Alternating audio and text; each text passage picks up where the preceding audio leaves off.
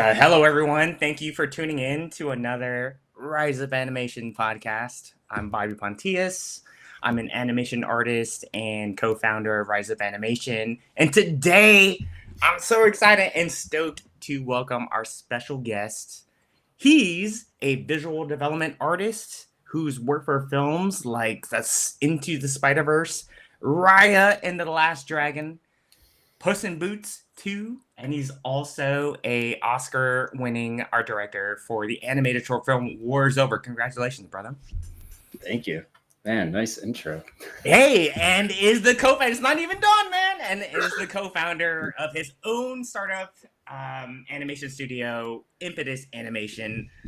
Please welcome Zac Retz, everybody. Let's go! Oh my god. Woo! Man, pumped now. Yeah. You need to turn a lamp on, man. What? Are you in the dark or something like that? Turn the lamp on, bro.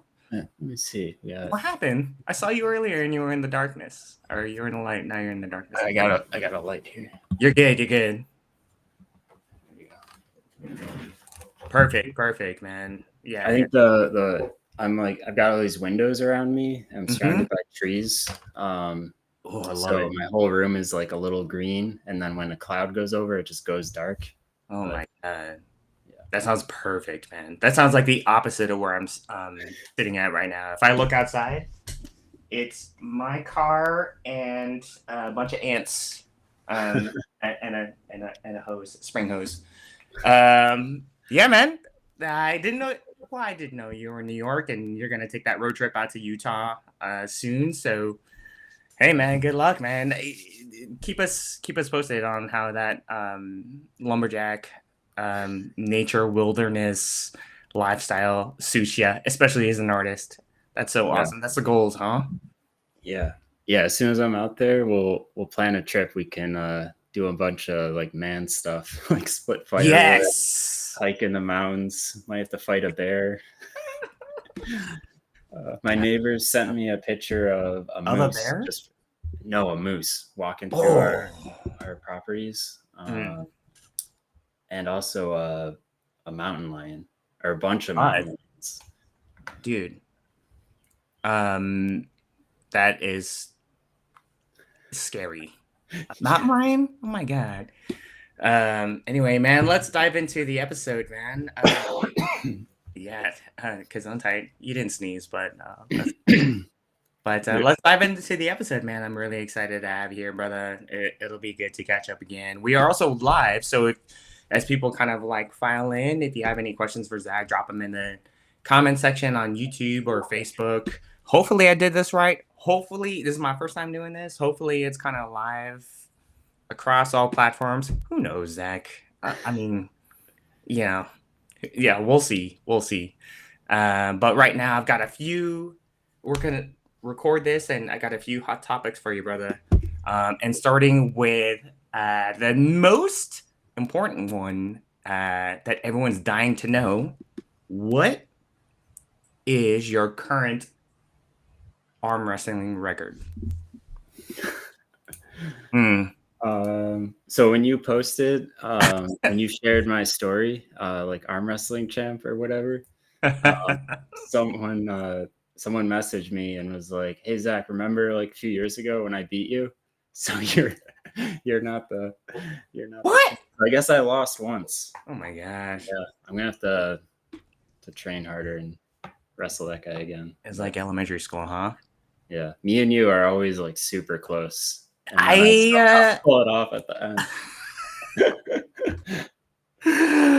It would help if it wasn't in front of like a whole like 500 people like in the Philippines, and I was representing for my country, and here this guy comes in and it's just like beats me to a pulp. I think whenever you get, I'm so tired by the end of it. Anyway, beyond that, shout out to Armand and Bing Serrano and Icon Manila for having us, and that's how we met, right?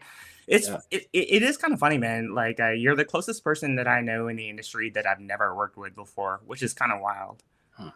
Yeah, right. We never worked with each other before. I think you left Disney before I got there, so we almost did. but kind of almost overlaps a little bit. yeah, hopefully. And then Icon Manila brought us together. Wait, who else was there? There was Finn McManus, right? Yep. McManus, and then it was, tell me you know his name. Oh, I know his Oh, art. His dude. art is in my Yep. mind. Yeah, He's an his amazing art is artist, like but burned into my brain, but that's how we met. But that's yeah, shout out to Armand and Bing and Icon Manila for bringing us together, two guys, bros from across the country. But my man, let's get it started, man. So you've had a lot of success across like various projects, my man, and congrats, dude. I mean, you're one of the hardest workers I've ever met in my life. So starting from the beginning, man, someone comes to you and says, I want to be a painter for the animation industry. Where do I start? What do you tell them? um Cats. yeah, I got check out my little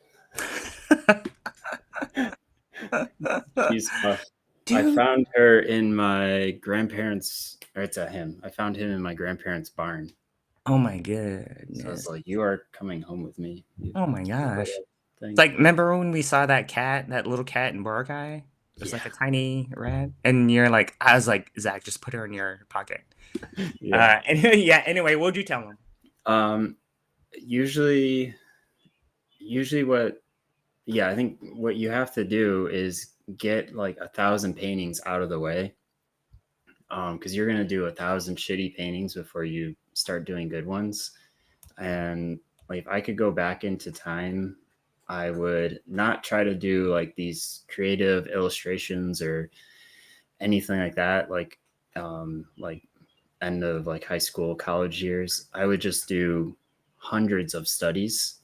Mm, And it took me a while to like figure that out. But once I was getting into like the online community and stuff a bit more, then I realized people just doing tons of studies. I was like, oh, that's how you get good. You got to do master studies from like the best like traditional master painters who are like outside capturing like real light and color. That'll teach you about how other artists see color and light and value composition. Then do photo studies, just studies from cool photos that you find, and also film studies. Film studies are good because it's already like an art directed shot, so you're learning about cinematography, um, how shots are composed, and yeah, but through doing just hundreds of studies and do them quickly, like set a timer. I do 5 minute, 15 minute, 20, 30 minute, um, and you get something different out of each of those. So yeah, just tons of studies. when you're doing those studies, man, what are you kind of looking for? Or do you kind of go in with a mission of like, all right, today I'm going to concentrate on like color palette or composition or value structure, that kind of stuff, or is it just in the beginning? Is it just kind of just doing it in the beginning? Yeah, it's good to go in and have a goal in mind. So sometimes it's about loosening up and just capturing like the essence of a shot really quickly, because a Mm, lot when we're like drawing we get like really tight and we're like getting like close to our tablet. That's like not what you want to do as a painter. So if you set like a 5 minute timer and you have to do an entire painting in 5 minutes, then you just go in, you capture what's important, like what's the biggest pieces of color or value, and then you move on to the next one. Or I'll do like a 15-minute study where you've got a little bit more time. So now you can start to pay attention closely to the color temperatures and really observe, think like, why is this color a little bit warmer or cooler than the color next to it, and you compare. And then when I do longer studies, um, anything like 30 minutes or longer, then I'm focused I'm still thinking about the color composition, all of that, but I'm more focused on maybe thinking about how this artist layers their brushwork, or um, capturing like the edge quality. So like seeing where they have a lost edge versus like a harder edge, Mm. what kind of texture they're getting. But yeah.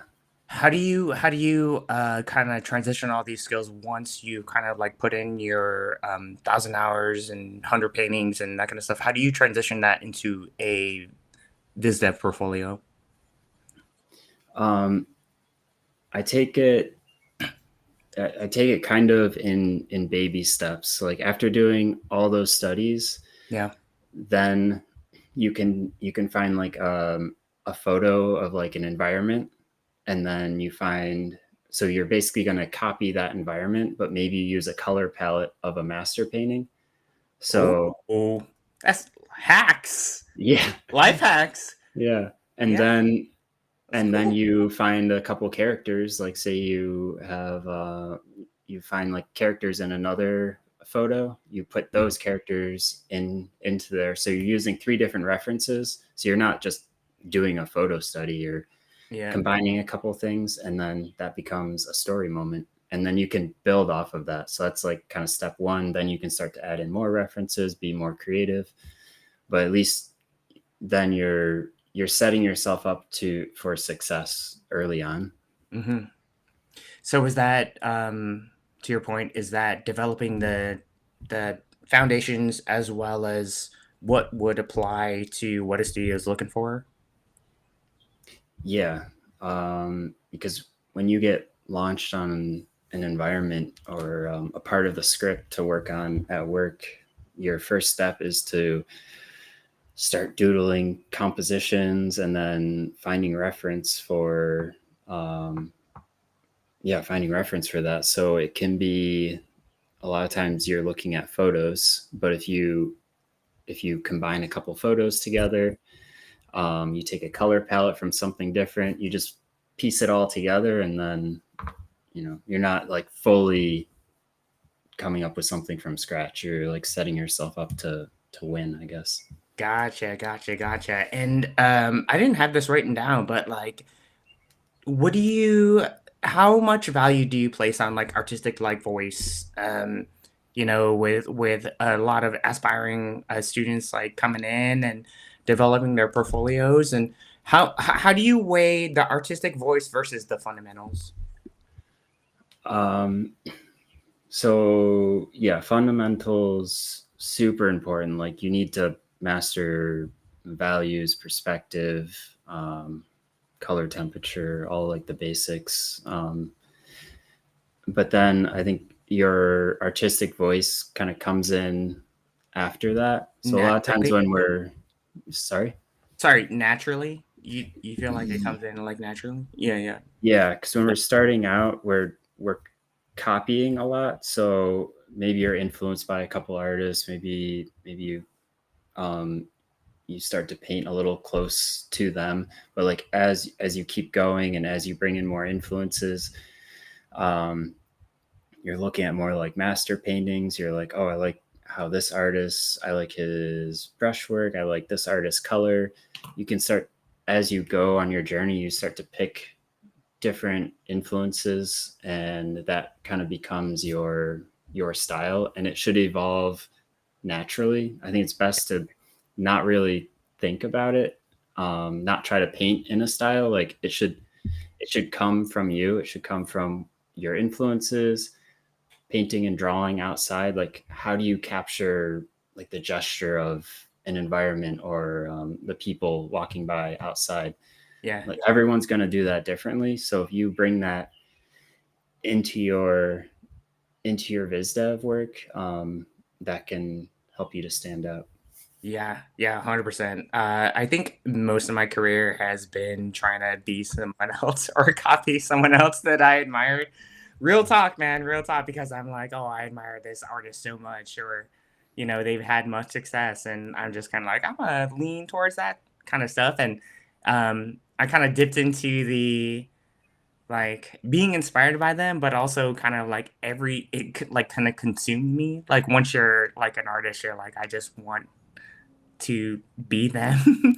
And I've fallen into many traps in my career, man. I just kind of like, yeah, I'm just a clone of this like better artist, and I'm just a more watered down person of this watered down version of this artist, and I had to kind of battle with that a little bit, but I don't know. I Did think you realize that like you're doing work and you're like you kind of came to that yourself, or how did you realize? I knew it as I was doing it. Hmm. Um, yeah, um, and I can feel myself kind of um, trying to be a clone. I'll just be transparent. Like I go through phases where I was just kind of like early in my even character design career. I was just kind of like Shiyun Kim. I love that guy. I just, everything he does, I love it. He's proficient. He's a hard worker. And naturally, I was just kind of like, I was just trying to be him. And, or Jin Kim, or Nico Marley, especially. And you just kind of go through this phase in the beginning where you're unsure about your own artistic voice. And these guys have done it, and they've inspired them in art books and everything like that, man. And just like I would naturally just rip them off. And I think later on in my career, once I became more comfortable in like what I was trying to say as an artist, I can separate myself from them a little bit. And they're still, I listen, I look at them and they're my heroes still. They're superstars in my eyes.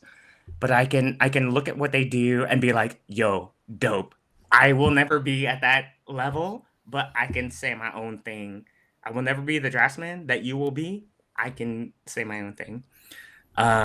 But yeah, it comes late. It came late for me, dude. Yeah, I don't know. I didn't find that early for sure. I was just influenced by everybody. But yeah, sorry, go ahead. I definitely went through that too, and it's cool because now, like after you mention those people, I see like a little bit of that in your work. But Mhm. your work is so you now, like your sense of humor and um like when you were pitching stuff in the Philippines, it's like, oh, these are like 100% Bobby. So it's cool to see you find that, and now you have a very unique style that like fits you. Oh man, thank you, man. I appreciate that. Like my next question for you, whilst we're in the art category, put you on the spot, man. Think about it. What are the top three qualities that you believe make a great painter? Um, yeah, good question. Definitely strong, like super strong fundamentals. Um, Bringing part of your own personality into something. Um, so like kind of what we've been touching on, like Yeah.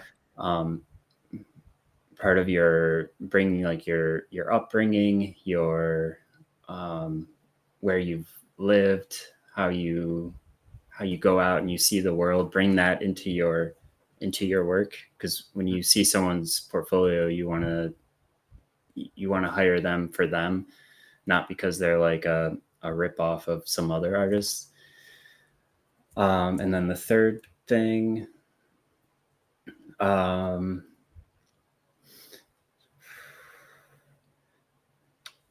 third thing I would say, like speed and Mm, ability to like have an idea and just like get it down quick. yeah.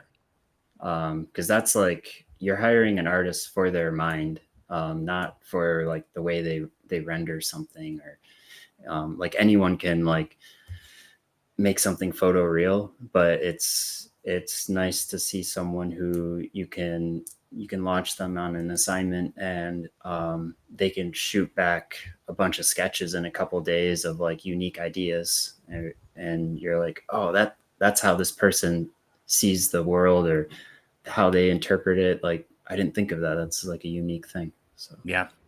Yeah. So it's the foundation, the voice, and then the being able to put your ideas out there. Um, to your point, if you put them out there fast, you can put out a lot of different ideas, right? Hmm. So you don't have to labor over like one idea. I hope they like this one idea. You can put out a ton of ideas. You don't like this idea? Next one. Put out this idea? Next one, right? Is that what Yeah. you're kind of getting at, huh? Yeah. And the benefit to doing that, like say you get a week to you get an assignment, you get a week to do a bunch of images. If you spend that week doing one finished, like beautiful painting, like nicely rendered and everything, that's only one idea. Like they don't really care about if you like painted the mountains in the background perfectly. Directors don't care about that. You could have spent that week, do 10 ideas, they're looser. But when you go to that meeting and you're flipping through your paintings, the directors will be like, "Oh, I like that's a unique thing. I like that. I like the environment you did in this piece. I like the mood you did in this piece." So then the next week you have a pretty clear idea of what the directors want. And then you can do your more detailed paintings. Yep. That's awesome, man. And kind of like that director viz dev relationship. You're an art teacher, and you've been doing it for a long time, and so you've been on both sides of the coin, of one that is like looking at the art and producing the art, right? So I wanted to ask. I'm always curious about this too, man. I always want to ask you, but like as an art teacher, I remember what it was like to be a student. You remember what it was like to be a student, but as an art teacher on the other side of the coin, like what qualities in a student, art student, inspire you the most? You think? Um, Definitely, like when I give some feedback, like I want them to at least try it. Like I definitely don't have all the answers, but I know sometimes like I put like a lot of like mental uh like I'm thinking about like the right kind of feedback to give people. I think that would help them the most. Yeah, And then I just don't they just don't do it. Or um yeah, so that's like a little kind of frustrating yeah, sometimes. But the people who try it, um that's I'm like, oh, like you would be someone that I could work with. And um, yeah, like because a lot of um, a lot of my students I end up hiring for like the projects that I do at my studio or whatever. So you hear that, y'all? that's Just email Zach. If you're looking for work. yeah. I'm just kidding. So if you're just easy to work with and you're like willing to try stuff and like you put in a little extra work here and there, like I noticed that and I'm like, oh, I'm gonna keep you in mind for when I need some help. That's awesome, man. Yeah. Um, I've noticed that too. For me, I think it's just like with anyone, like whether it's my curtains are gonna fall. Whether it's like students that I kind of came up with or like anyone, like I just like the hardest workers tend to be, maybe this is your experience too, the most humble and the most welcoming to like feedback because bro, you're going to an expensive art school, you're paying this money, you might as well, even if you're amazing, you might as well take all of the feedback you can, regardless of whether you agree with it or not. What is there to lose? You can under your breath just be like, ah, that's I don't really agree with that. But at that point in time, you are the student. So man, take advantage of it. Take Mhm. anything, anything, anything. One Um, of my one of my directors recently, he was talking to me.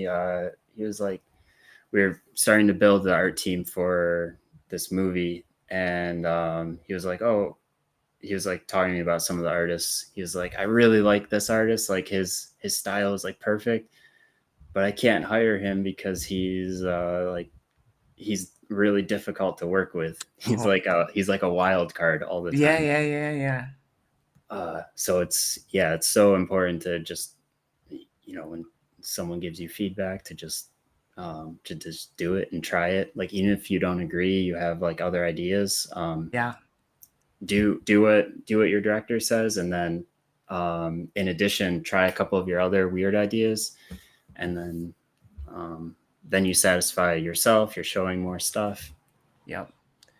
Yeah, that kind of dovetails nicely into my next question, which is, I mean, we all know what that student life is like, and it's a little bit imbalanced in that like 3 or 4 years of your life. But now that you're not a student anymore, you've been working a little bit, and you've kind of have your say of things. Like, how do you think? Because you're two-time arm wrestling world champion, how do you how can someone incorporate a healthier, more healthy, fit lifestyle into their artistic career? What is your viewpoints on that?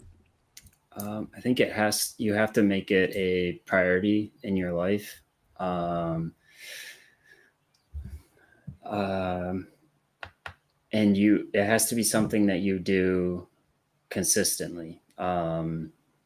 So for me, it's I work out 5 days a week, and I do it right after my work day. So I'm kind of like, in the back of my mind all day, I'm like, oh, after I finish my work, I get to go to the gym, and then I get to go home and make a lot of food. And it's just something that if you just start doing it, you look forward to it, and then you start to see results, and then you feel better. Um, In the like I, beginning, was it hard for you? um, it was always something I wanted to do. I think the eating was hard, because um, yeah, I think when I was like 27, 28, I was like, okay, before 30, I want to get in like amazing shape, because there's always something I wanted to do. I was like, I want to like go to the gym, like put on some muscle, and like, um, but I think, like I gave myself like that deadline. So I was like, all right, I got a couple of years. I'm going to work at it. So I was excited to go to the gym, and um, yeah, I don't No, know. you know what I mean. Like everyone kind of asked me about that too, and it's just kind of an offset of like sitting all day and Mhm. just kind of being hunched over, whether it's like a palette or the Cintiq and or animating that kind of stuff. We're in like one um, posture for 8 to 10 hours, like all day, and our body getting used to that is not the best in the world. We get back problems and all that kind of stuff.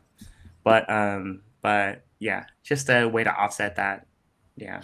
Yeah, I Up top. think what really made me realize that I have to start like going to the gym and like, being healthy, it was during the first Spider-Verse movie. I didn't work out at all, and I was working a ton, and I was like leaning over my tablet, like 12 hours a day or whatever, like 7 days a week. And um, the muscles in your neck and your shoulders and stuff, they start to atrophy when you're like in this kind of position. Yeah. And it got so bad that I couldn't even turn my head. Oh Like, I my god. remember driving and like trying to like check my blind spot, and I like Ooh. couldn't. Oh man. So then I started like stretching and working out, and Yeah. I was like, all right, this needs to be a priority in my life. Yeah. Because when I was at Disney, I remember seeing like these old master animators who are still there, and they are like U-shaped. They're like walking around like hunched over like that, and it was Hmm. kind of sad. Like, they're these legendary artists, but they're probably in like so much pain for like being hunched over. Hmm. Yeah. Hmm. Wow. Yeah, I think have a lot of opinions on that as well, of just kind of like coming into the industry and having all these heroes that you look up to, and you see them and they're like, I'm tired all the time, or I'm just, I don't know, taking naps at dailies or whatever. And I'm just like, bro, the balance is tough, man. But I, yeah, 100% agree. So nowadays, is it once you get into a rhythm, is it how do you balance the fitness gym workout, um, hiking? You do a lot of hiking. You're pretty active too as well. Mhm. So, but at the same time, you work a ton. So, you know, balancing the two. Yeah, I just get up a couple You- hours before wake up before the sun gets up, and then I just um, uh, yeah, I just get my stuff done. Because I like currently I'm working full time on Spider-Verse 3, which that movie is the Spider-Verse movies are like um super demanding, like really, really they're like the hardest movies I've ever worked on because like the different art styles and all the amazing artists who are on it, like you just have to um, yeah, it's very draining. So it's hard to do other things when I'm working on that. But if I get up before work, I can get other stuff done. Like oh, I've got to do some color keys for the short that my studio is doing, so I can get those done in the morning, and then when 9 a.m. happens, I can switch over and start working on Spider Verse stuff. And then I just teach like Friday or Saturday, and yeah, and then I take the rest of the weekend off usually.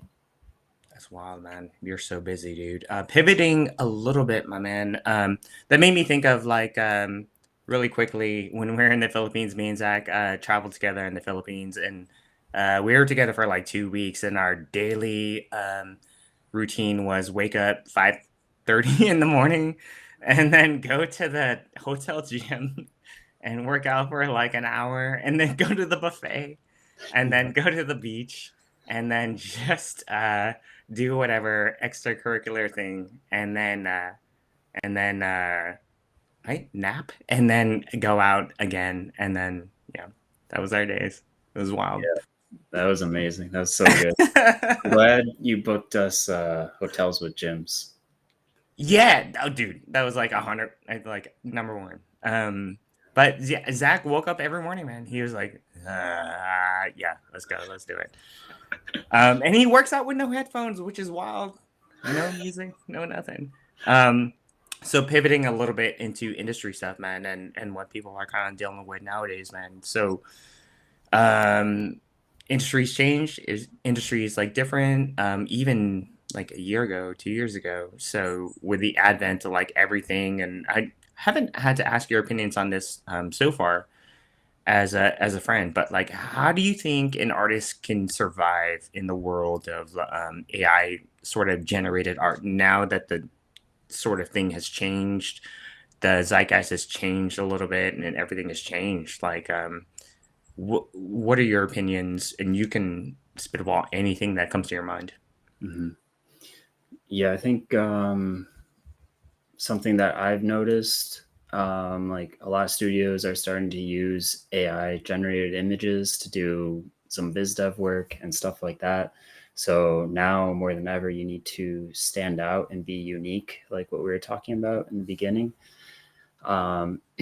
Because an AI software is just taking from what's out there. But a person with real human experiences that has gone and observed life, and um, you when you are launched on an assignment, and that assignment reminds you of this time you were like walking down the streets and the sun started to set, the clouds came over, it started to rain, you saw like a stray dog like hide under something, or like those like little things that like a real human notices, like put those into your artwork.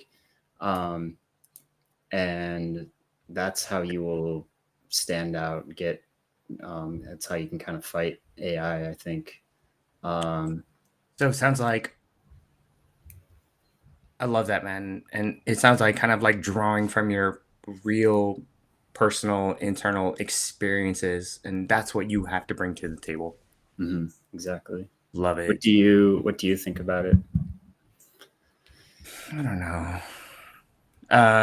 Same, generally. And that's why as it was happening, I started to post more art on my Instagram because it wasn't portfolio stuff, but it was just kind of like this is who I am as an artist, and these are my experiences. They're very, very specific. They might not even resonate with everybody, but they're kind of like something um, that I had experienced, and if I can find the joy in that and the love in that, they AI might be able to replicate the style of it, but it will never kind of replicate the heart of it. Just kind of the storytelling aspect of it. Just kind of like this is what I felt. I saw this. It was a real life experience that we had, um, or that I had, and um, I yeah, I don't know.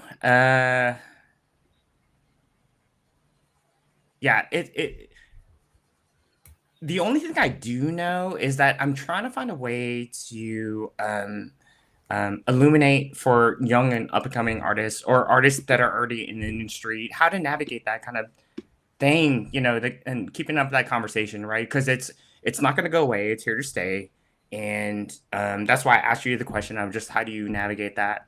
What could we do? And that leads me to my next question for you, man.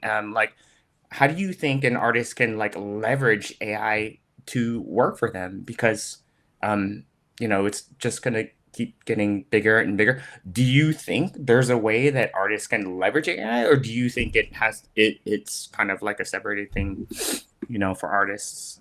Um, yeah. Yeah, my answer will definitely piss a couple people off. No, you're good. You're good. Ruffle some feathers. Love Yeah. it. Um, but the people who this does piss off, those are going to be the ones, unfortunately, that get left behind. If you want to keep working, it's like we've all heard stories when things went from traditional to digital. The people in the studios who didn't want to learn Photoshop, they were all, most of them were let go. So everyone had to kind of change a little bit.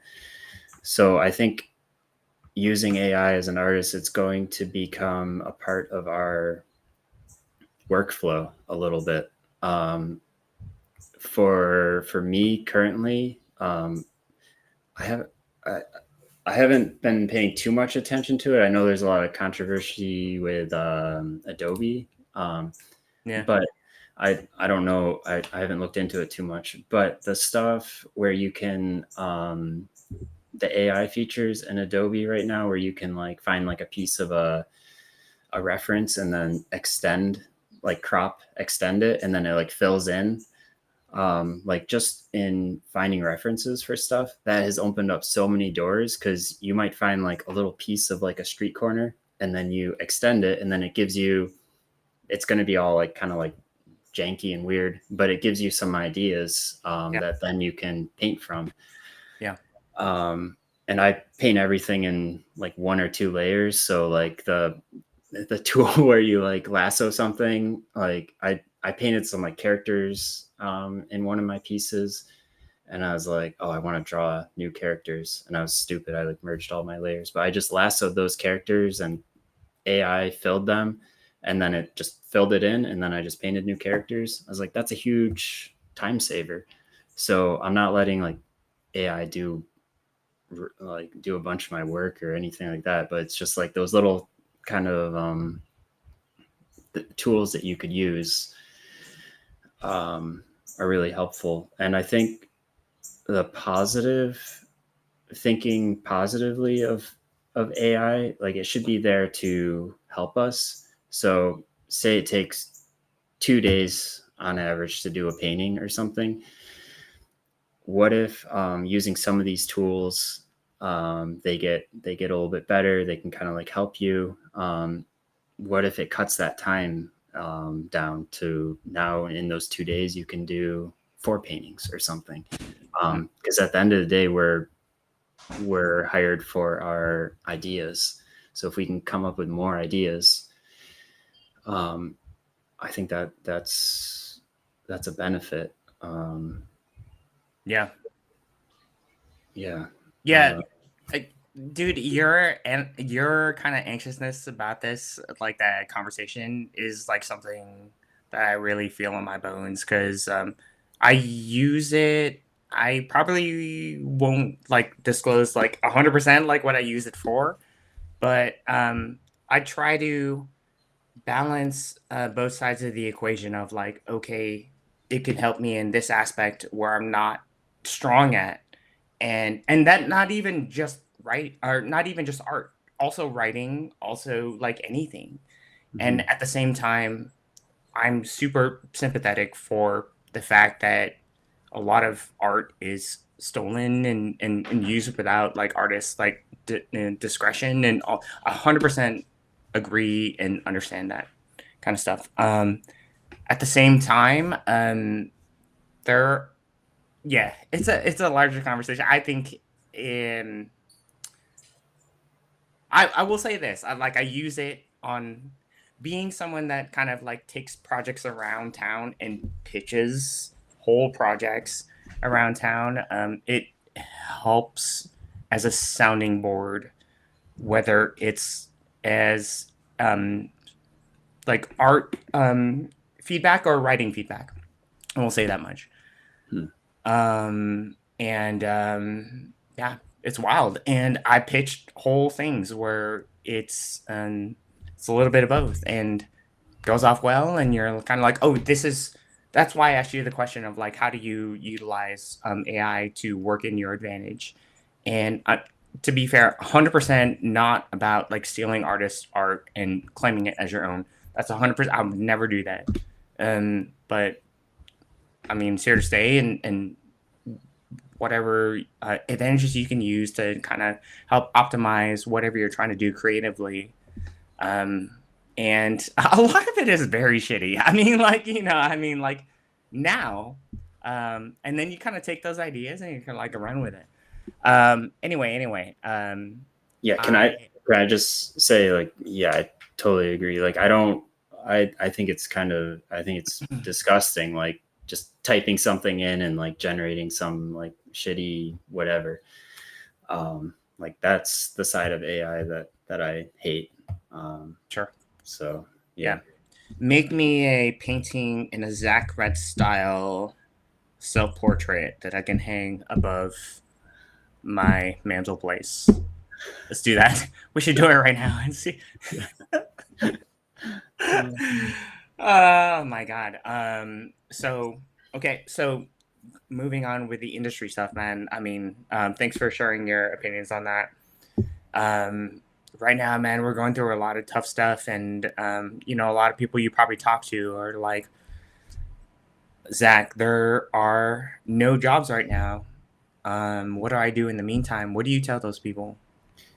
I say now is the time.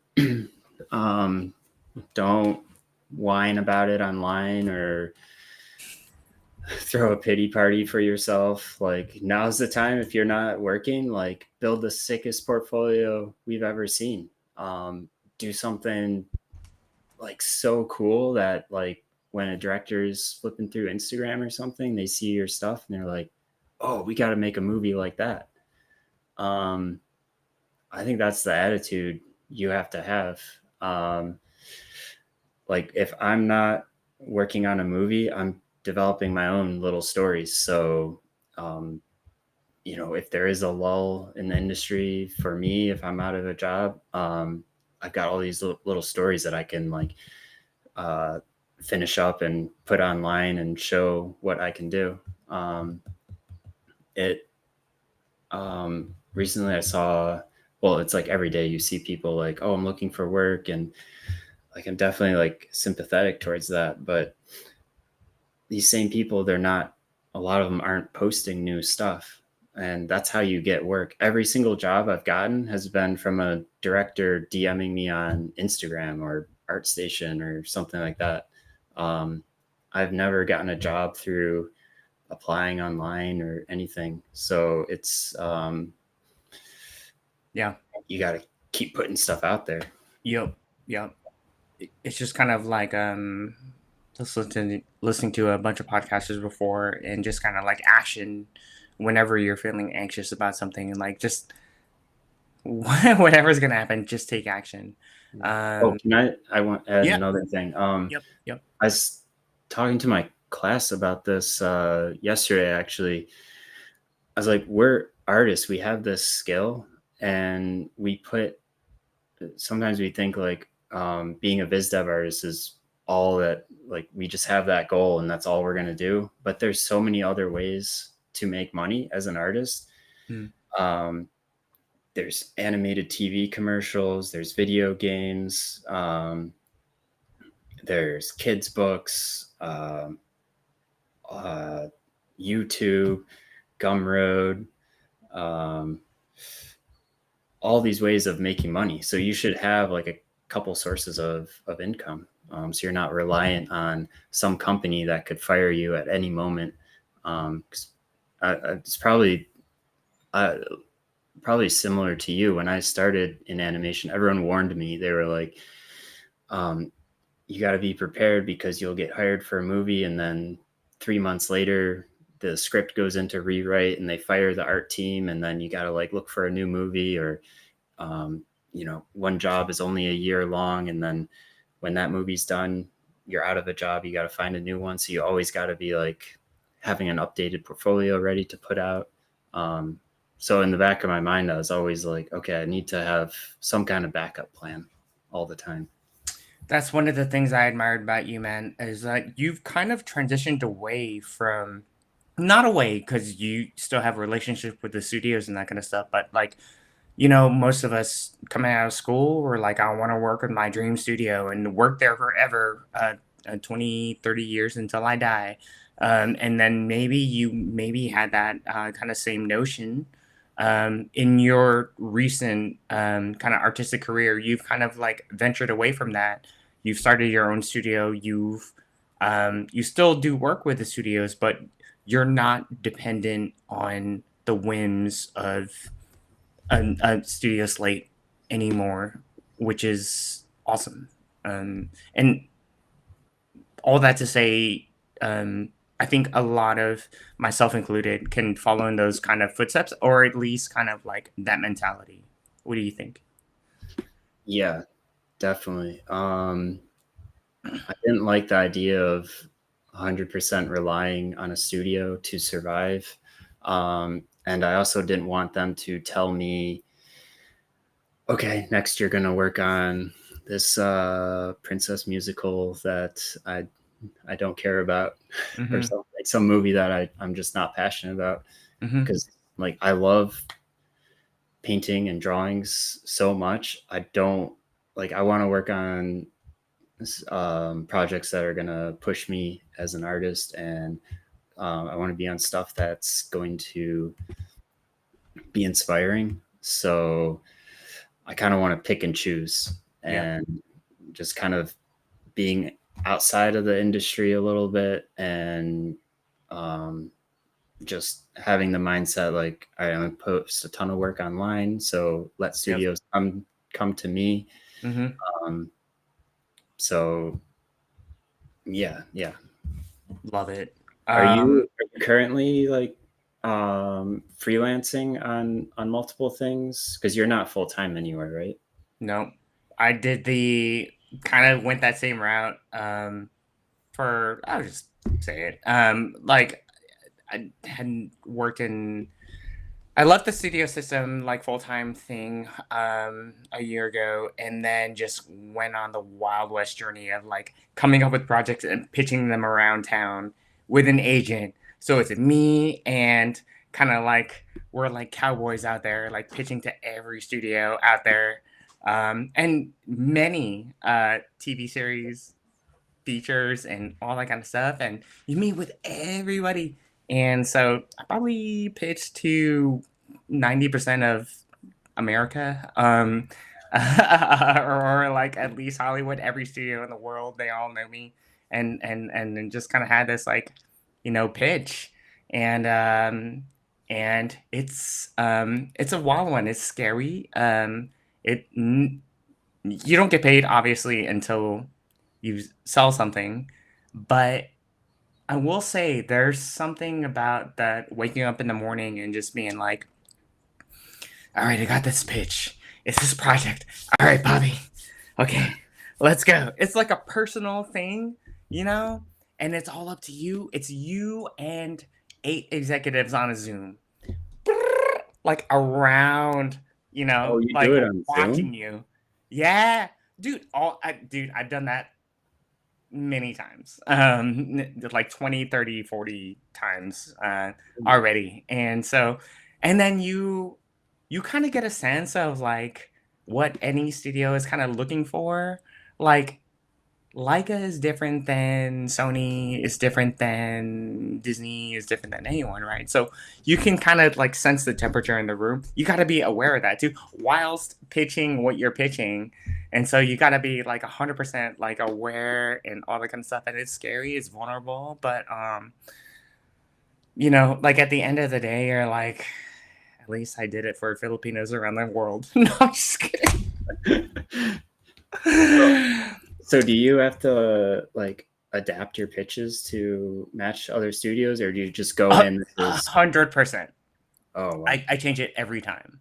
In fact, I have like Google Drive things. I have the pitch, and it's like this pitch underscore Sony Pictures, or this pitch underscore Leica, or this pitch underscore, because I have to Baobab or whatever. Because then you look up the studio, and then you're like, what are they looking for? And you don't want to change your pitch 100%, but you want to tailor it to what they would respond to if it's a good match. So, and that's not even a hard thing to do. It's easy. Like just look them up and just be like, yeah, this is what they respond to. All right, I'm gonna lean into that. And then you just kind of go for it, man. And then you pitch your ass off. You pitch your heart out. You're energetic and like this. You're like in a room. You're like, all right, I have this project for you, and it's gonna be the best feature. And it's just kind of like, even if they think you're crazy, you're like, well, they remember you at least. I think throw caution to the wind, man. But anyway, that's the pitch. That's the pitch thing, and I wouldn't even complain about it. It's fun, man. I mean, it's like being a pirate, but nothing is certain, and but it's a good experience for you. I'm sure you've experienced that before, Zach, man. Like pitching to studios. You told me about that before, so Yeah, I'm usually not the one talking because everyone would be like just falling asleep, or I'm not like you. I can't like. Yeah. I'm usually just there as like, oh, this guy, he's the artist. He did all the. But you're more than that. Like you said before, I mean, you're the story person, you're the director, you're the studio founder. And so, but with that note, I wanted to jump on to my next question for you, man. So we talk about you're very successful, you've done your thing. How do you, in the beginning, it could not have been that easy. So like, how do you deal with like the early rejection? I'm speaking to art students here, people that are trying to get into the animation industry. Like, how do you kind of get past rejection, imposter syndrome, and then after that rejection happens, like those limiting beliefs? Like, what served you well? Yeah, I don't know. I think imposter syndrome, it never really goes away. Like, I remember recently getting into a meeting on a movie with Craig Mullins, Ian McHugh, and Neil Ross. and myself. And I was like, what the heck am I doing here? Like, Okay. what am I doing here? And then Yeah. we have to show art, and like me and Ian were working on the same thing, the same location. And they showed like just pages and pages of all these like incredible drawings that Ian did. And then they're like, okay, up next we've got some paintings from Zac. And I was like, shit. Oh my gosh. Uh, but I remember that feeling. I was just like, oh no. But after that, like the meeting went well. They liked my stuff and everything. And I thought about it after that, and I was like, okay, they hired me for a reason. They hired Ian for a reason. Like we each are very different artists. Like, what do I bring to the table? Yeah. I was like, okay, what am I good at? I capture the mood, the lighting, these like character moments. Okay, I need to like keep doing that. I'm not gonna draw like Ian ever. You know. But yeah, that's the imposter syndrome thing. And then you asked about early on. Sorry, what was the Rejection, like early on, no, like a lot of no's. mhm. How do you deal with that? Yeah, I remember. Okay, I graduated college. I got a job illustrating a kid's book, and then like 8 months later, I was doing like little freelance things here and there, and then I got a job at a tiny little game studio in upstate New York, actually. Yeah. Um, I was there for a year and a half, and then I realized I wanted to get into animation. So I saved up as much as I could, as much money as I could. I think I had enough to survive for a year. So I quit, and I was like, okay, in a year, I'm going to make it happen. I'm going to get a job in animation. Wait, so you saved up enough money to move out to LA? No, I stayed in New York. Okay. Okay. So, okay. How much money is enough money to survive? It is crazy how much inflation is, but my rent, uh, like 10, 12 years ago was $400 a month. Okay, Can no you one can believe relate to that. that? Yeah. And yeah, so I lived like super cheap. So I didn't need to save up like a ton, but like I had enough to live my cheap lifestyle for a year. Yeah. Um, and I just went crazy. You went That's when I ham on started. it. Yeah. Yeah. Get up at 4 a.m. I was just taking all the schoolism classes I could, buying everyone's Gumroads, just learning, and then painting the rest of the day. And then through that time, I remember like building a portfolio, sending it to all the studios I could, every internship, every job opportunity, Yeah. and never heard back from a single one. I think there was one like really small animation studio where we talked back and forth a little bit, but it didn't go anywhere. And I remember being like, I remember, seeing like going on like Instagram or something and seeing artists being like, "Oh, I just started working at DreamWorks or just starting working here." And I remember that feeling. I was like, "Oh, like why can't I get a job?" I was like I was looking at other people's work, and I was like, I feel like I'm kind of at that level. Like I should be getting something. Yeah. And that was that kind of like mindset, or like comparing myself to others, or um, kind of like, yeah, I realized that was like the wrong attitude. I remember, I don't know what prompted this, but I remember changing my mindset to being, I'm going to be um, so good and different and just like fully myself that when studios see my work, they have to hire me. There's no choice. So that was my mindset in that year. And I remember that kind of changed everything. I made a portfolio.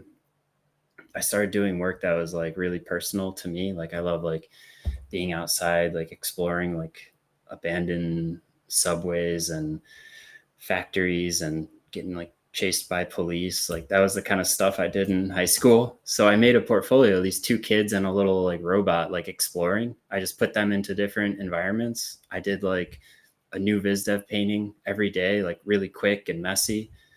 And I put that on ArtStation, and within a week I got 2 job offers for Blue Sky and Real Effects. And Real Effects, they offered me the job sooner, and that was on the Scooby Doo movie. So Hmm. I just said yes, and then I moved to California. Amazing. What was the Blue Sky movie, if you don't mind me asking? We didn't get The that far. sample? It was just like, Oh yeah, hey, we're interested. sure. I started That's talking awesome, to a man. recruiter, but yeah. Yeah. So, um, yeah, the crux of the story is like put yourself out there, like constantly. I remember when you're doing those like lunchtime paintings, I was like, what? Like, what? You were like, I spent my lunchtime 30 minutes doing this painting. I was like, bro, um, Yeah, amazing. everyone would give me shit for like not coming to lunch with them, but I just packed my lunch in a little like Tupperware every day and just ate at my desk and did a painting. And I grew so much during that time. That's inspiring and very sad. When I'll go to the, I'm just kidding, man. You know, I'm inspired by you. Talking about handling rejection, but really quickly, man, I wanted to, um, as we kind of pivot into this like new part of the industry and talk about going from studio to independent artist, like what was it like going from starting your own studio? Why'd you do that? Um, I was at DreamWorks. I was the original art director on Puss in Boots. When they changed direction, that's when I decided to leave, and they hired a new team. But like through that experience, like because I always wanted to be try art directing at a studio and stuff. But through that experience, seeing them kind of like throw a lot away that we worked so hard on, and they just like pivoted to a different direction. Um, I was like, I don't want to like fully invest, because when you're when you're in any kind of management position, like that's your life basically. Like I was working weekends, I was working late. Like you, like I would, someone on the production would text me like Sunday, be like, "Hey, could you have this ready for tomorrow?" Um, so I like dedicated so much to that movie, and just to have it get I mean, they preserved a lot of what we did, but still like the initial to see it kind of change so much. I don't know, just that experience. I was like, yeah, I don't want to spend. They also kept extending the movie, so I was like, am I going to be here like six years painting this orange cat? Like, I don't want to. I don't want to spend so much of my life doing that. Yeah. So I was like, why don't I be more independent? Just freelance, work on the movies I want. And while I was at DreamWorks, the lead 3D artist, Ken, um, he had some connections with some of these studios to do um, cinematics for video games and some other small like animation stuff. And he was like, Zach, let's leave. Let's do a couple of these shorts and make some cool stuff. And that was fun because we could make a short film in like 6 months, and then we move on to the next one. Yeah. And then that was a that was the impetus for impetus. Woo! That's Yeah. not clever. Yeah. That's awesome. And Yeah. then you just went all in. Yeah. Or starting this like studio. Yeah. Hmm. And now mostly what we do, Ken handles like the video game stuff, and then I basically impetus the animation side. Mm-hmm. We'll just do like production design on whatever. Like the war is over. We just handled all the art. So I like hire some artists, and then we just handle that, and then so that way I can just focus on the art, and that's been awesome. Did they? Congrats, man. That's awesome. How did they find you guys? They knew me from is one Interesting. of the producers at Real Effects. Okay. So they knew me through that, and then Wild, man. yeah. Dude, you have an Oscar. You're an Oscar winning art director. That's crazy. Yeah, that is crazy. I wouldn't be so humble. I would wear it around my neck like all the time, Tom. Yeah. Dude, I was so happy for y'all, man. But yeah, that's super inspiring, man. And cheers to you. There's gonna be more in the future, I'm sure. Yeah. All right. So we're at an hour. So we're gonna do lightning round, Zach. All right. Okay. I have a couple questions for you too. Do you want Don't to? ask them. No. Nope. Okay. This is not the Bobby podcast. This is Zach podcast. Oh man, can I invite you on mine then sometime? Nope. Jesus. No, I'm just kidding. I'm just kidding. Of course. Gosh, I thought we were friends. Yeah, no. We're not friends. No. Dude, of course. We're the best. And like I'm telling you, like you're the closest person. I'd never even worked with you before. I don't know why. Shout out to Armand and Bing again. We've had adventures. Bill and Ted's excellent adventures, animation style. But we can do that a little bit later. But by the way, I hope this is streaming like YouTube, Facebook. I have no idea. This is the first time we're doing it. So anyway, lightning round. So you know I'm a big lightning round guy. Who is on your Mount Rushmore of painters? You got 4. Don't think about it too much. Um, Mount Rushmore. Richard Schmid, Tibor Nagy, Edgar Payne, and then a modern. Well, Tibor Nagy, he's modern. And then I'll say Craig Mullins. Ooh, okay, all right. Damn. All right, didn't see my face on that mount, but you're good. Good. 3 things that you want to improve on as an artist. Something that I've kind of been exploring over the years is like using Blender a little bit.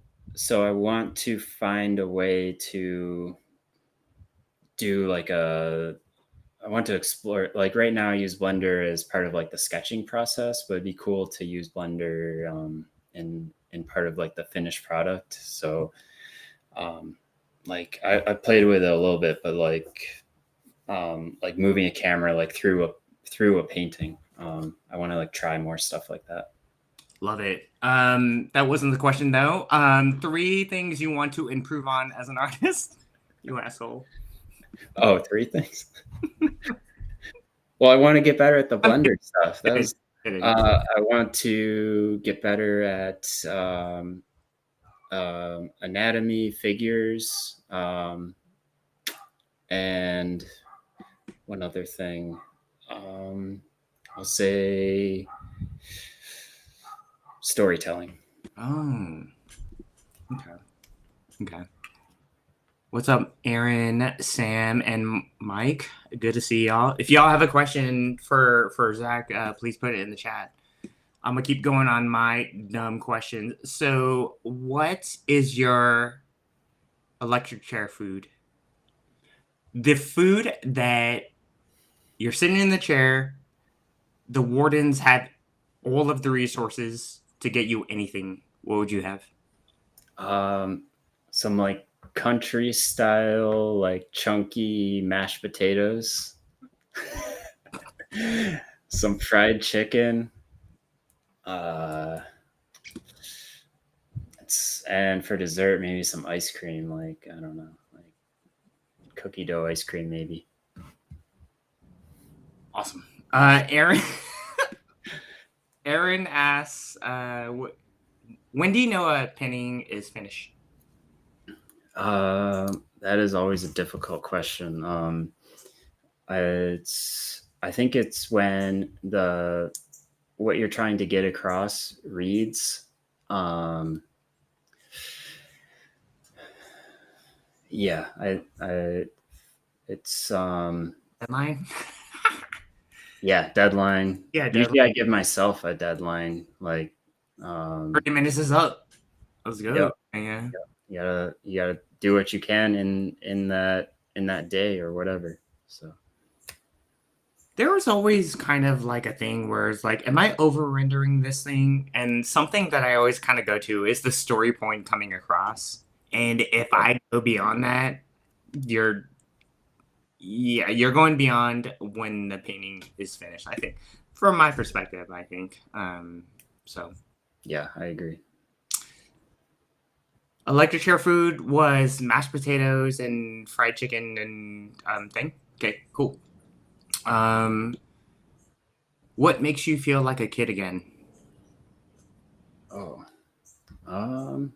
probably like skateboarding or biking, something like that. Love it. Are you good? I mean, I'm good at just like getting from A to B on a skateboard. I can't do any tricks or anything, but I like to cruise around. Oh, okay. Yeah. I'm pretty good at biking. I've been biking like since I could walk. So really, okay. Top 3 songs to art to. Death metal. Yeah, it's definitely like the heaviest, craziest death metal you can think of. Just blocks everything out, puts me in my zone. It's like fast paced, so I'm like painting. I don't know. Lately, I've been listening to like Darko US, I don't know, Chelsea Grin. That's art stuff.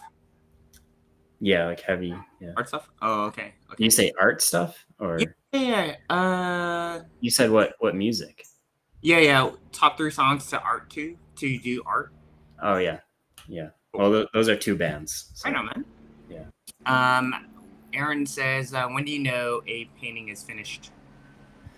It's kind of in line. Yeah, I think How do you know when a painting is finished? That's kind of a. You're like, done. I'm done with this, man. I'm gonna turn it in. I'm gonna upload it to FileCloud. Yes, definitely what you said earlier, like when the story point comes across, and it kind of depends on who you're showing it to. If it's like, if you're showing it to producers and non-artists, you have to render it a little bit more, to touch it up, because they're not going to understand like something super loose.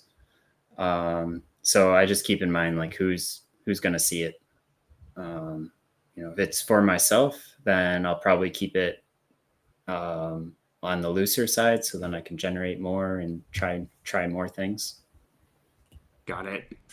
John Aquino, what's up, John? Let's go.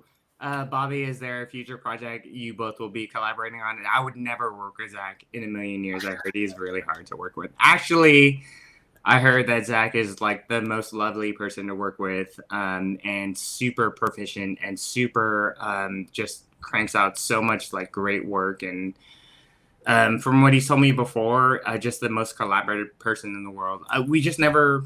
I don't know. I think you're like levels above me, so I don't know where I would be even in your league. No. Once one of your projects is, once you can hire someone, hire me. John, yeah, like John's a modeler over at Walt Disney Animation Studios. Let's go, John. Let's go, man. But yeah, well, yeah, maybe I'll work with John again soon. Did you work with John Aquino? Zac? It sounds familiar. Great. Yeah, he says great minds, bro. Like he was on. I mean, dude's a legend over there. So like, yeah, Yeah, you I'm work sure I saw him if I was there. on. Cool. I have a funny story about John and myself that I won't tell it on the YouTube, but yeah, he was all right. John Oh, said, cool. Yeah, so we probably like cross path. Yeah, that's awesome. nice, nice. And then what clique did you fall into in high school? Um, there was like three other like emo like scene kids with Hot. like the hair that You comes were down. on the team. Yeah, I was hanging out with them like because I was in a metal band and like those are my people. So I was in like the um, Oh, dude. weird emo crowd and uh, art crowd a little bit. Did you do art in high school? Yeah, yeah. I What was yeah I kind? was taking all the art classes I possibly What kind could. of art did you do? Like death metal album covers, and everyone was impressed. I'm not even No, saying that to be facetious. I'm curious. What kind of art you did in high school? I did like very detailed like pen and ink and or like very detailed like pencil drawings, stuff like that. So very different than what I do now. You save any of them? Um, yeah, there's probably a sketchbook like at my parents or something. Cool. So you're an emo guy. Shocking. Which Ninja Turtle are you? These I Well, wrote these. I wrote these questions like on my walk, and they seem so random now. But which Ninja Turtle are you? uh, who's the Oh my god! Don't even ask if you don't even know them by memory. Come on, well, I love the Ninja Turtles. I just don't have them all to like. I'm the tall one. Who's the tall one? dude. They're all the same height, bro. No, they're not. Dude, they're sanctioned off by personalities. I'm the best looking one. All right, Leonardo. I'll call that one. Top 3 childhood movies. Um, Treasure Planet. Uh, No. Okay. oh, are you one of those kind of Disney people? No, I didn't say animation movies. I said movies. Movies. You Oh, said okay. Planet. Yeah. Okay. Toy Story and Jurassic Park.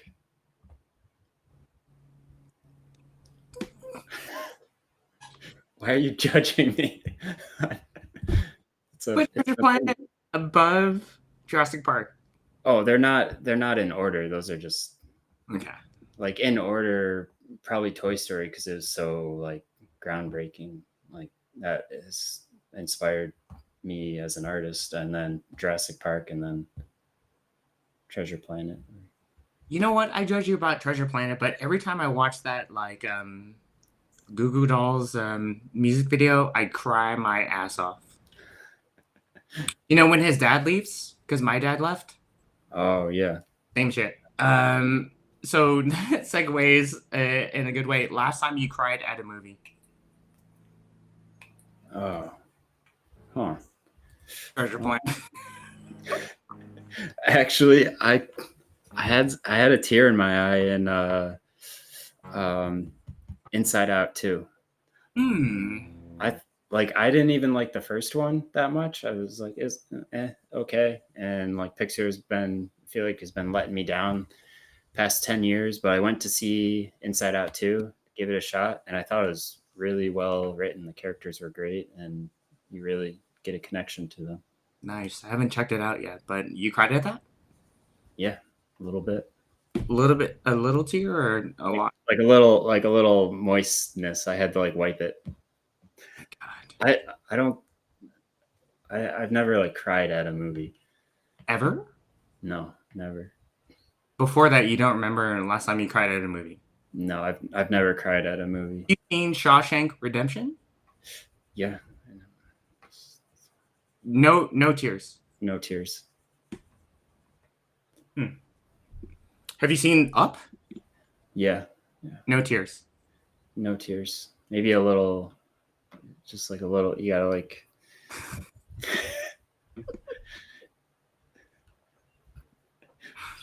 God. You're the Terminator. Oh, this is a good one. 3 people in history that you would have a round table dinner with. 3 people in history. It could be anybody. I'll start it off just to give you a sense of it. I always think 3 people, round table. Jesus Christ, because my mom would be proud, and I'm Catholic. Picasso and Michelangelo. Maybe Tesla. Anyway, what are yours? Oh, those are great. Are they? Yeah, It's those gonna are be really. the most awkward dinner ever. Uh, Maybe I'll axe Picasso. He's just gonna make a scene. He's gonna be drunk.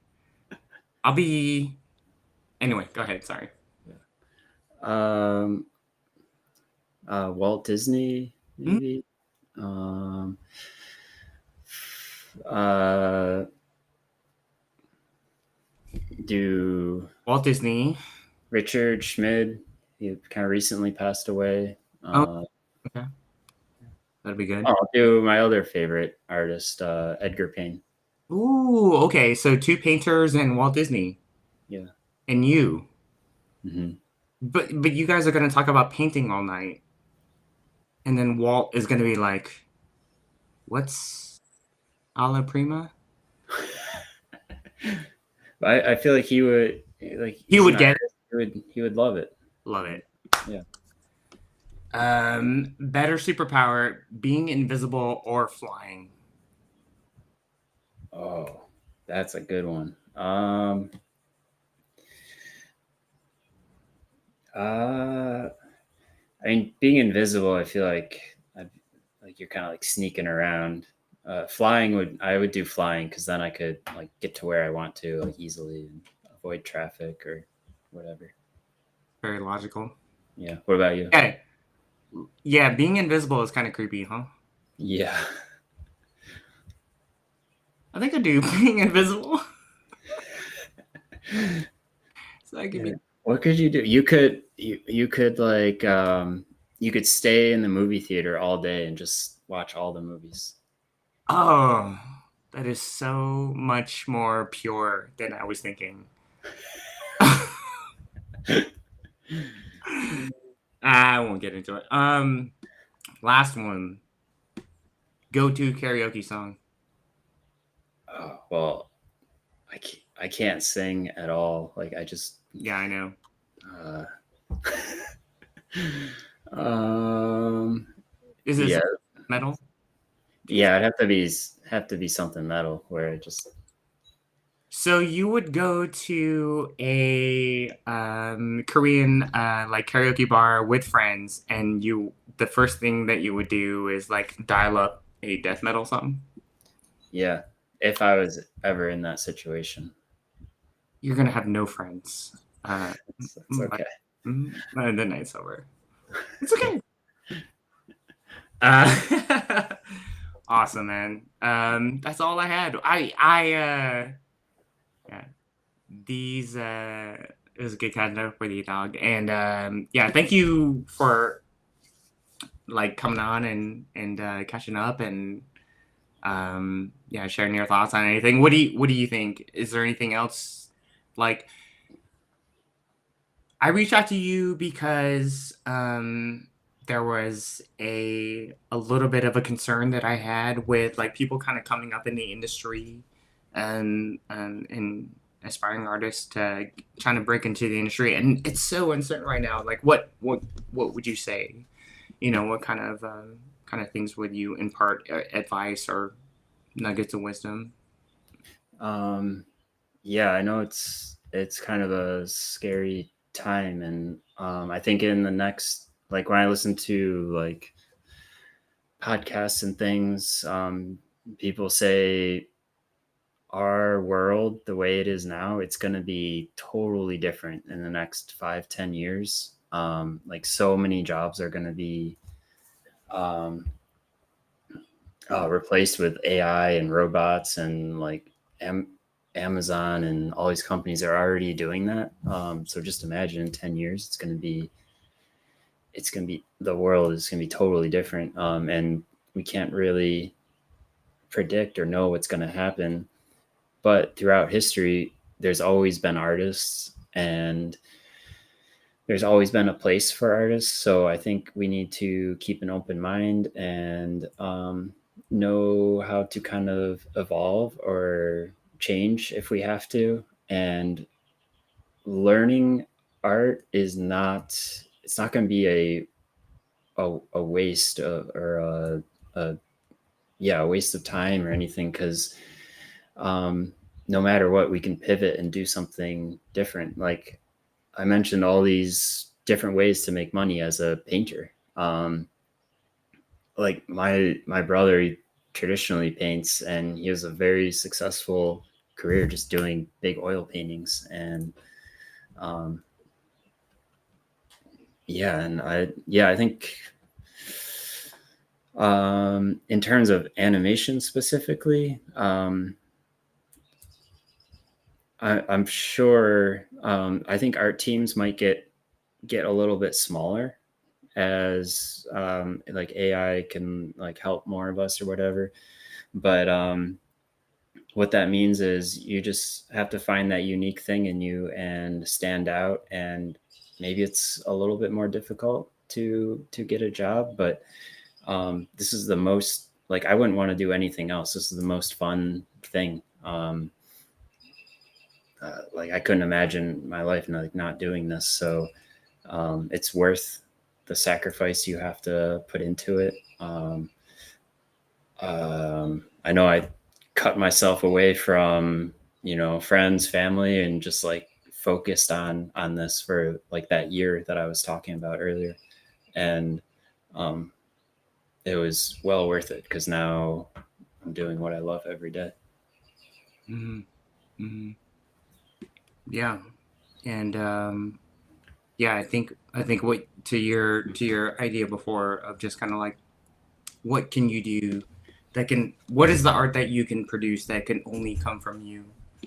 We talked about it before of like what is the like what can you put onto the world, what value can you put into the world, what kind of like art can you put into the world, inspiration that you put into the world that can only come from you, and kind of lean into that, and don't be afraid of it. And it's not gonna be for everybody, but it's what you have to offer the world. And I think that's the way I kind of look at it, like in the face of AI. Yeah. Mm-hmm. So Yeah. yeah. I've one more point. Something I was thinking about is um, shooting for a full-time job in animation. Um, that's not for everyone, and there's so many other ways. Like you could live in anywhere and just kind of freelance them here and there. I was talking to someone recently. He always struggled like fitting into the system, and like sitting in a cubicle, going to meetings certain times, being told what to do. Like he just couldn't. That wasn't. It didn't mesh with his personality. He's like a very like creative and crazy in an awesome way. Um, and for him, like I was talking to him, and we kind of decided he should try doing something where he makes enough money to survive, like working at a coffee shop or something. And then the rest of his week, um, he's freelancing, he's working on his own projects. And I was like, dude, that's going to make you feel so free to do what you want. And you're going to create something. Um, he wants to like create these like little short animations, and I was like, you're going to make something and it's going to blow up and it's going to be incredible, it's going to be heartfelt. That's going to be so much more rewarding than being told what to do sitting at a studio. So yeah, I think just a lot of us, we think we have to like shoot for a studio and that's like the only thing, but there's so many other ways to be an artist and to kind of be a part of the industry and work in animation, I guess. There's a video recently of Meridian, like Culpepper, and shout out to her, man. She made this video of her struggles right now being a story artist. She works at Pixar, and I think she was struggling a little bit. And the thing that I admire about like Meridian is that she was very open and honest, and she took the social media of like when is enough enough, and I have to watch her videos more. Hi, Shayna. Um, but I think everything that she brings up is worth discussing because I think the title of her latest video is "When Should You Give Up on Your Dreams?" And granted, I didn't have the time to work on or watch the video like full blast, but that's a thing, right? Like I think. What do you think about that? Like when I saw the title of that video, I was like, man, I could totally um, feel where she's kind of coming from, man. Honestly, and I don't know. She is there a place where just kind of pivoting um, is the right thing to do? You think? Yeah, that's interesting. I'd love to listen to that. Yeah, when to give up on your dreams. Like I'm someone who needs like a goal that I'm kind of working towards. Otherwise, I'll be like all over the place. I need some goal that I'm kind of like shooting towards. So like for me, it felt like the path was okay. I get a viz dev job, and then maybe after I get some years of experience, I get to art direct something. Maybe I get to production design something, and then I kind of do that for the rest of my career. And when I accomplished that, I was like, man, there are parts that are cool, but then there are parts that are just like hell. You're like you're dealing with a lot of fake people. You have to like know how to like talk to certain people. There's like a lot of politics. You're like, oh, if you get into this position, you get a big nice office with a view, and then you get like your parking spot. I'm just like, what the like who gives a shit? Like, what the heck are we talking about like right now? Like, does that make you feel good? Like having a plaque with your name on it? Like that's so. I was like, I don't want anything to do with that. I just want to sit over here and like do my paintings and make something cool. Yeah.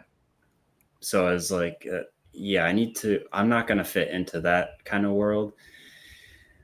I don't think your experience is. I mean, that your sentiment is not uncommon.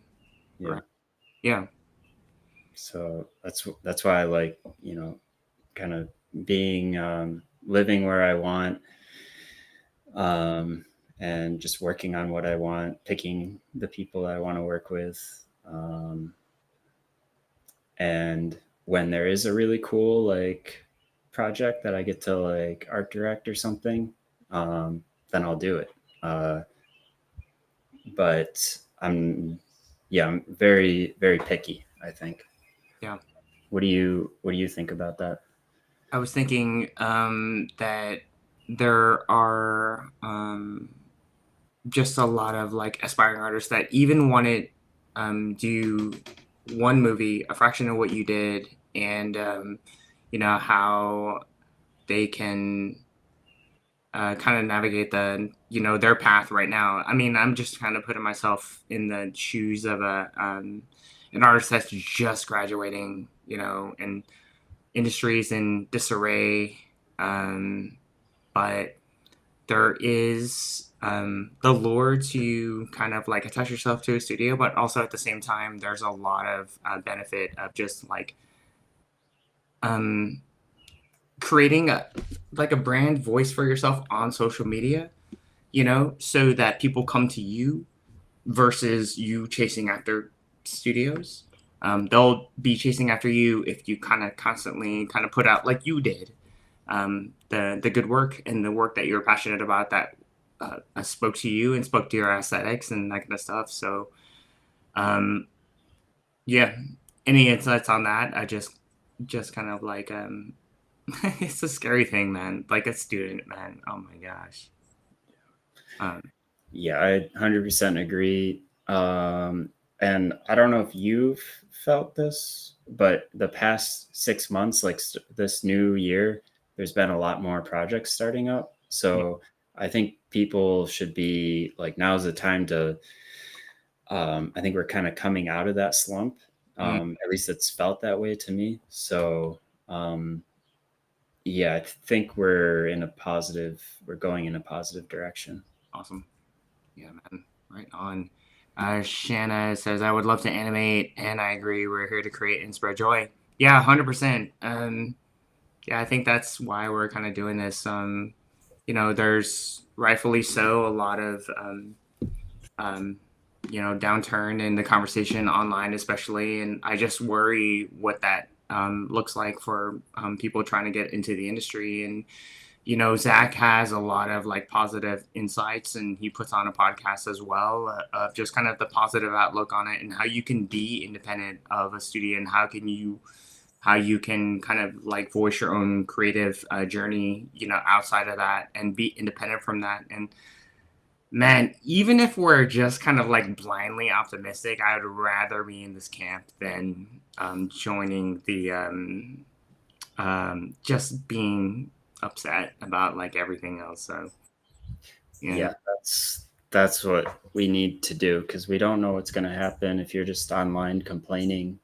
Um, you're not making art, and you just get in this like toxic mindset, um, and nothing good is going to come from that. right, right. I think that's a good note to end it at. Man, thank you, dude. And yay!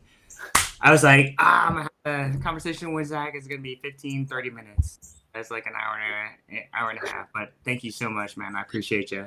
No, thank you so much for having me. Great to see you again. Yeah, you too, man. Yeah, stay We're, upstairs. uh, I'm gonna come visit, or you're gonna come visit me. We're Oh, gonna do yeah, yeah, yeah. awesome like cabin, mountain, bear, Love it. wilderness trip. Yeah, just the whole survivor thing, Shanna. Thank you so much, and to anyone that is watching this and is kind of tuning in, thank you for your engagement and support. Rise Up Animation, and just man, stay positive, stay passionate, keep creating art. Like Zac said, if I mean you're complaining online, that's time away from like actually creating the stuff and improving your portfolio, demo reel, and all that kind of stuff. But yeah, let's keep going, man. We're all going through this together, and we're all in the struggle together. So, yeah, let's keep doing it, right, Zac? Come Yeah, on, man. yeah, John, bro, Shanna, yo, man. yeah. Thanks for doing these talks. They're awesome. Very helpful for everyone. Awesome. All right, everybody, enjoy the rest of your Sunday, and I'll see you next time. Peace.